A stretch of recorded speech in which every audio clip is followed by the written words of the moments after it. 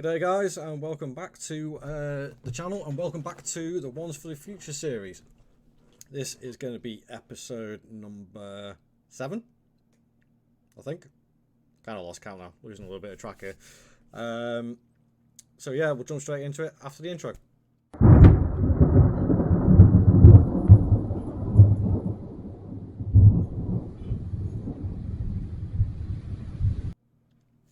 Welcome back guys, and welcome back to Schalke.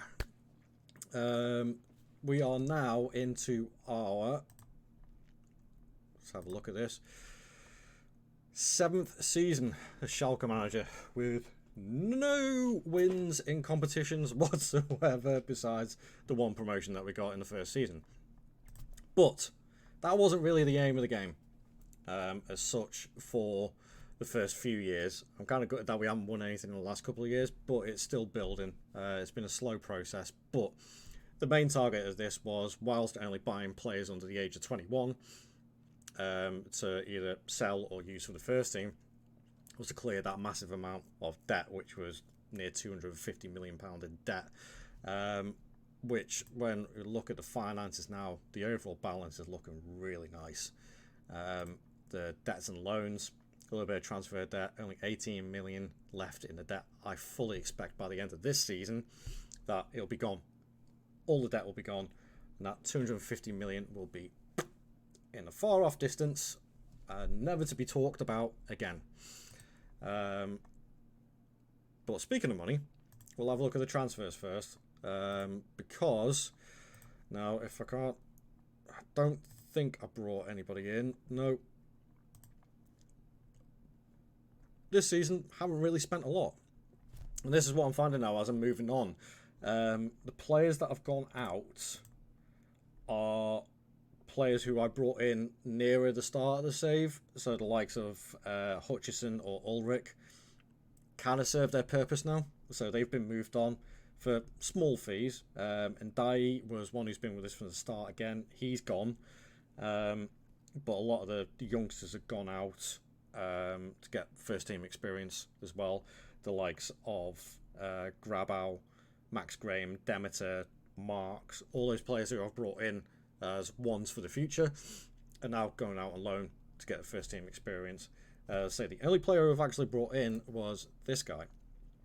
I believe Colombia. Yep, Colombian George Perez. At the age of 20, has nearly 20 caps for Colombia already. As a DLP, I think is phenomenal. Media description is wonder kid, perfectionist personality, no player traits as yet, but we'll work on that. And absolutely phenomenal player who Liverpool bought for 1.7 and ended up selling him for 45 to us. But that's the nature of the game. And he actually did play for Liverpool quite a lot. I'm surprised they wanted to sell him, but he's our star player now. He's worth almost 100 million. So can't really complain of that. But that is our one and only transfer in, because when you look at the squad as it sits now, if I clear it, in fact, actually, we'll go to the tactics and have a look at the best 11. The tactics haven't changed. I'm keeping them the same. It's just about making those players progress, improve every season. So if I pick without restriction our best 11, as it stands, Podlak in goal, who just keeps on improving and improving and improving into one of the best keepers on the game. Bullet and Becker as our fullbacks. Calderon, who is fully settled in now. Dunzinger. Perez is now our DLP permanently there. Rodrigo. Spot on. Can't complain. He's just progressed so well. Sucic, who's probably our most experienced player in this, along with Becker and Bullet. Poirot and Varela. Varela, wow, what a player he's turning out to be. Just keeps on getting better and better and better. He's phenomenal for a new gen.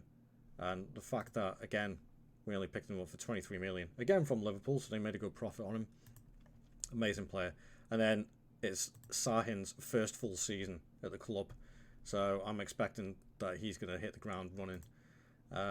We will have a look at the schedule, see how we've got on. and it's pretty decent. For once, we actually got quite a challenging tie in the Pokal. We went away to Greuther Fürth for our first game, and we only won it 1-0. So it wasn't the hammerings that we usually get. But then we were away at Leipzig and we lost 3-1. First league game of the season. Now, we're back in the Champions League, but we had to do the playoff, which we did comfortably. We knocked out Club Bruges, 4-1 on aggregate. But in between that, 3-0 win away from home at Bayer Leverkusen. Really happy with that. And a 2-0 win at home to Wolfsburg. So, no complaints there. So, yeah, we've got the Pokal, we've got the Champions League, and we've got the league to keep ourselves going for this season. So, I'll see you guys in a few seconds once I've simulated the season, and we'll see where we end up. See you in a few secs.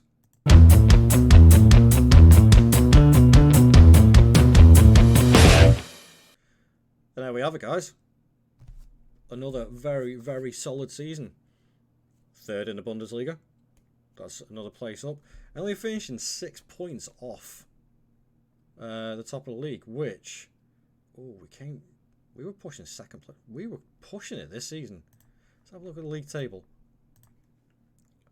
So, a couple of draws towards the end of the season didn't help, which that's disappointing.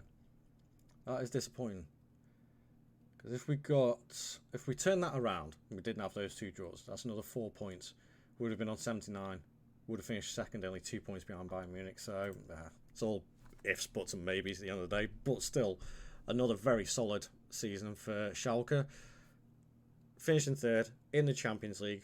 3rd or 4th season on the bounce now. That's really going to help the club. Really going to help the club progress and move on. Speaking of competitions, how do we do?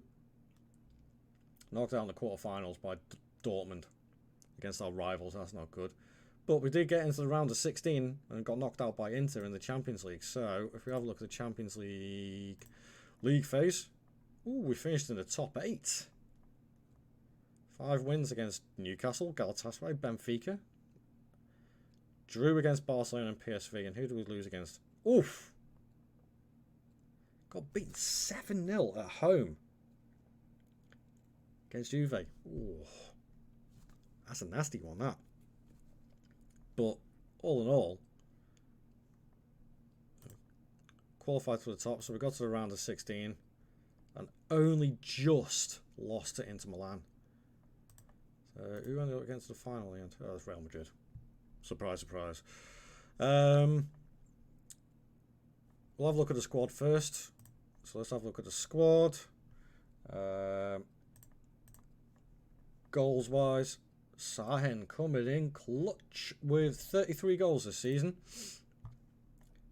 28 in 30 appearances in the league for his first full season. That's really good. I'm very, very happy with that. The downside to that is, though, he is now wanted by pretty much every major club in Europe. So I'm going to struggle to hold on to him.